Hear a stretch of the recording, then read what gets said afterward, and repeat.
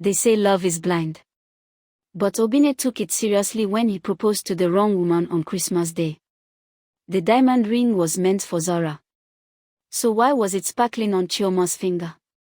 Zora and Obinna met on a rainy Tuesday in Lagos, 3 years ago. She was running late for a job interview at a marketing firm in Victoria Island, and he was the Uber driver who picked her up from the bus stop.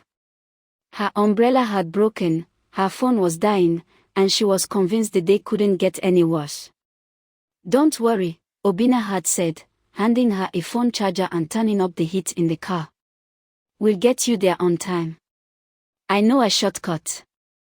They didn't make it on time. Lagos traffic had other plans, but somewhere between Third Mainland Bridge and her interview, they talked about everything.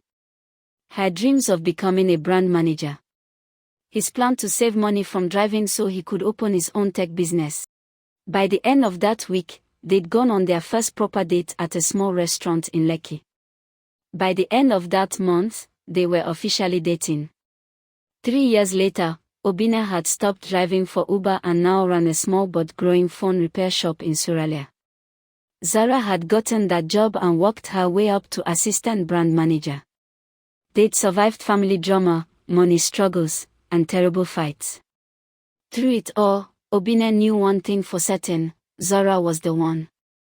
The woman who laughed at his terrible jokes, who brought him lunch at the shop when she knew he'd been too busy to eat, who believed in his dreams even when he didn't believe in them himself. So when Christmas approached, Obinna decided it was time.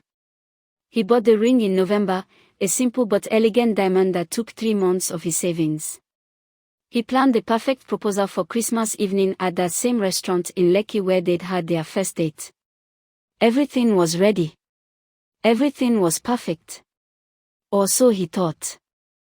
Obinna had planned everything perfectly for Christmas Day. Too perfectly, as it turned out. At exactly 7 p.m. on Christmas evening, Obinna would take Zora to the restaurant where they had their first date. He would get down on one knee, pull out the ring he'd been hiding in his sock drawer for 2 months, and ask her to be his wife. Simple. Beautiful. Perfect. But Obinna made one small mistake. He told his mother. You want to propose?" His mom nearly knocked over her pot of pepper soup when he called her that morning. "My son, this is wonderful. But why didn't you tell me earlier? I would have prepared something special." "Mom, please. I want it to be simple." No. You must come to the house first. Let the family see her before you propose. It's only proper." Obinna sighed. He knew that tone. When his mom used that tone, there was no winning. "Okay, Mom. But just for a little while. Then we leave." Of course. Just small time." What Obinna didn't know was that his younger sister, Mary, had invited her best friend Chioma over for Christmas dinner. Chioma, who wore the same perfume as Zora. Chioma, who had bought a red dress for Christmas that looked almost exactly like the one Zora had shown him on her phone last week. When Obinna arrived at his parents' house that evening, the place was packed. Aunties, uncles, cousins he hadn't seen in years.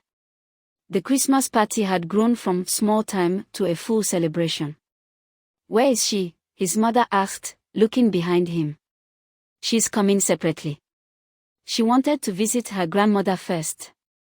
"Oh, good girl. She respects her elders." Obinna checked his watch nervously. 6:45 p.m. He still needed to get to the restaurant to make sure everything was ready before Zora arrived. That's when he saw the red dress. From behind, he saw her standing by the Christmas tree, laughing with Mary. The red dress. The same hairstyle Zora said she was doing.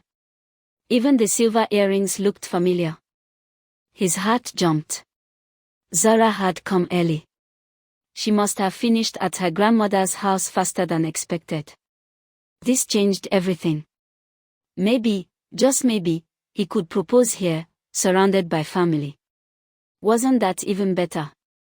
His mother would cry with joy. His father would shake his hand. Everyone would celebrate together.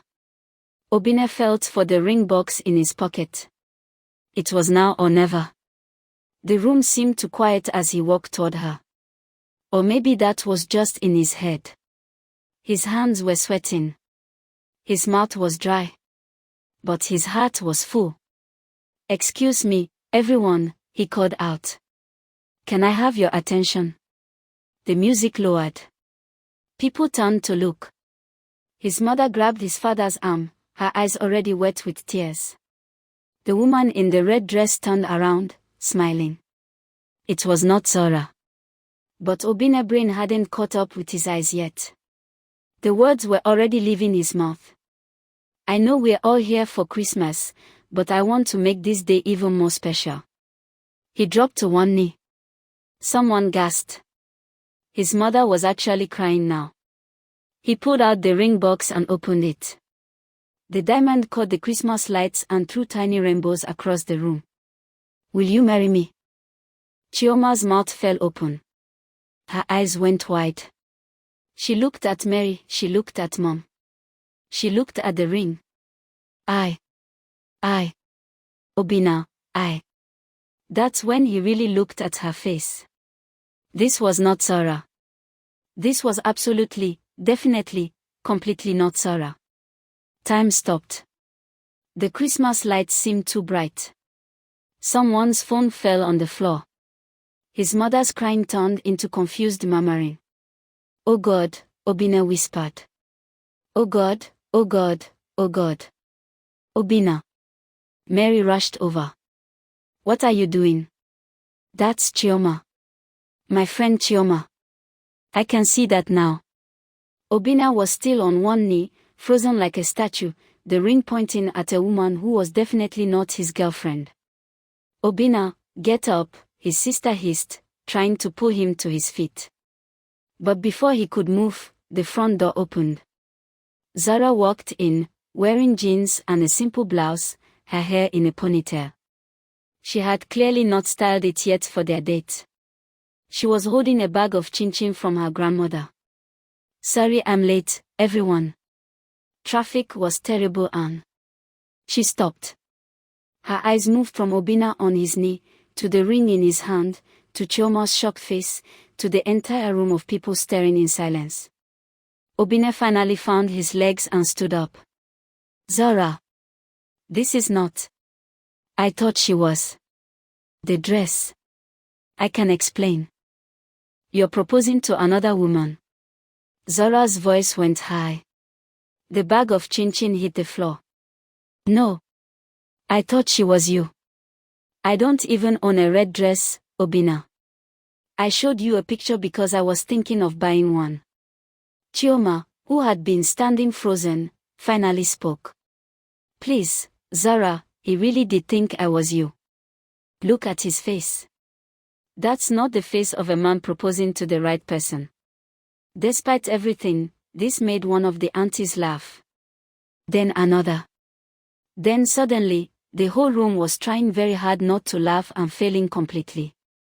"This is not funny," Zara said, but her lips were twitching. "It's a little funny," Mary said. "It's very funny," said one of the uncles. Obinna's mom was shaking her head, somewhere between laughing and crying. "Only my son. Only my Obinna could do something like this."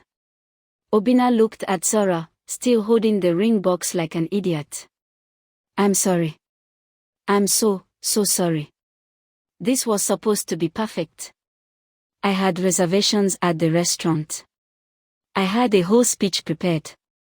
And then my mom said to come here first, and I saw the red dress, and I just thought. You thought you'd propose in front of everyone without checking who you were proposing to." They stared at each other. Then Zara started laughing. Really laughing, the kind that bent her over and made her wipe tears from her eyes. Zara walked over to him, still laughing. She looked at the ring, then at his face, then at the ring again. "Is that for me? The ring you just showed to someone else?" "It was always for you," Obinna said quietly. "Only you." I'm just an idiot who doesn't look before he proposes. Zara took the ring box from his hand and examined it. It's beautiful. Terrible proposal timing, wrong woman, completely embarrassing in front of your entire family, but beautiful ring. He got back on one knee. His mother had actually started crying again. Zara, I love you. You are the only woman I want to marry. Even if I'm apparently too blind to recognize you in a crowd. Will you marry me? For real this time? Zara grinned. Yes. Yes. The room erupted in cheers as he slipped the ring on her finger. Later, after they'd cut the Christmas cake and everyone had toasted to the double proposal, Obinna found himself standing with Zora and Chioma by the Christmas tree. I really am sorry, he said to Chioma. This must have been so awkward for you. As midnight approached and the fireworks started lighting up the Lagos sky, Obinna held Zora close. The proposal hadn't gone according to plan. It had been messy and embarrassing and witnessed by way too many people. But looking at the ring on Zora's finger, at her smile, at the joy in his mother's eyes, he realized something. The story was better this way. And every Christmas for the rest of their lives, they would remember the day he proposed, to the wrong woman first, then to the right one.